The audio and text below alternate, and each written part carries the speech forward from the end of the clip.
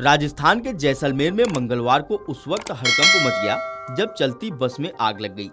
आग लगने की वजह से 20 यात्री जिंदा जल गए। इस दर्दनाक घटना से जैसलमेर सहित पूरा देश दहल उठा है। इस हादसे में एक ही परिवार के 5 लोगों समेत 20 यात्रियों की मौत हो गई है, जबकि 15 से ज्यादा लोग झुलस गए हैं। हादसे में झुलसे लोगों का जोधपुर में इलाज चल रहा है। जब आग लगी तो उस वक्त बस में 40 यात्री मौजूद थे। हादसा इतना भयावह था कि कई शव बस की बॉडी से चिपक गए। कुछ यात्री इस कदर जले हैं कि उनकी पहचान तक संभव नहीं हो पा रही है। हादसे को लेकर कलेक्टर प्रताप सिंह ने बताया कि मृतकों की पहचान के लिए उनके 2 निकटतम परिजनों के डीएनए सैंपल लिए जा रहे हैं। आपको बता दें कि हादसे का शिकार हुई बस केके ट्रेवल्स की थी, जिसे 1 अक्टूबर 2025 को रजिस्टर किया गया था और 9 अक्टूबर को ऑल इंडिया परमिट जारी हुआ था। यह बस मात्र चौथे फेरे पर थी और इतनी जल्दी जलकर खाक हो जाना कई सवाल खड़े करता है। प्रत्यक्षदर्शियों की माने तो बस मॉडिफाइड थी, लेकिन उसमें न तो इमरजेंसी एग्जिट गेट था और न ही विंडो तोड़ने के लिए हैमर।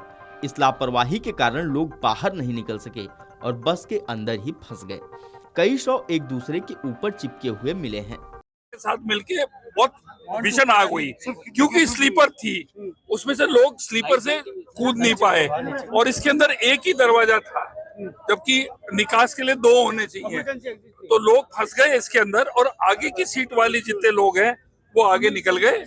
लगभग कितनी कैजुअलिटी जो है अंदाजन 17-18 तो आज आ गई है और 15-16 जो अभी यहाँ पर हैं, जिनकी भी गंभीर हालत है। बस में भी कोई ऐसी है जो बस में बस के अंदर लोग मतलब बस की जो जिस बुरी तरीके से चली है बस, जो विस्फोट हुआ जिस तरीके से, मैंने कभी सवाल ये है, पुलिस बॉडी तो वहाँ मिल चुकी है, एक रास्ते में कैजुअलिटी हो गई थी। वैसे भी कोई बस में है क्या जो पूरी तरह से जल के खत्म हो गई? देखो, बस के अंदर तो जो आर्मी ने निकालना था निकल गए, पर कोई ऐसी बॉडीज जो है जो बिल्कुल ही खाक हो गई, उसका हम कह नहीं सकते। हम जो है डीएनए का टेस्टिंग कराएंगे और दूसरा अब जितने भी लोग हैं उनसे हम जांच कर रहे हैं कि भाई किसके सवारी किसकी चढ़ी। तो वो जो किसी के लोग जो है, अगर किसी के परिवार के जो वापस घर नहीं आए वगैरह, तो वो आइडेंटिफिकेशन एक अलग से है। हादसे की वजह को लेकर अब तक कई थ्योरी सामने आ चुकी है। शुरू में शॉर्ट सर्किट को कारण माना गया, फिर कहा गया कि बस एसी का कंप्रेसर फट गया। वहीं स्थानीय लोगों का दावा है कि बस की डिग्गी में पटाखे रखे हुए थे, जिसकी वजह से धमाका हुआ और आग फैल गई। हादसे में गंभीर रूप से झुलसे 16 लोगों को तुरंत ग्रीन कॉरिडोर के जरिए जोधपुर भेजा गया। करीब 275 किलोमीटर लंबा यह कॉरिडोर सेना, पुलिस और प्रशासन की मदद से तैयार किया गया। इस दौरान एक बुजुर्ग की रास्ते में ही मौत हो गई।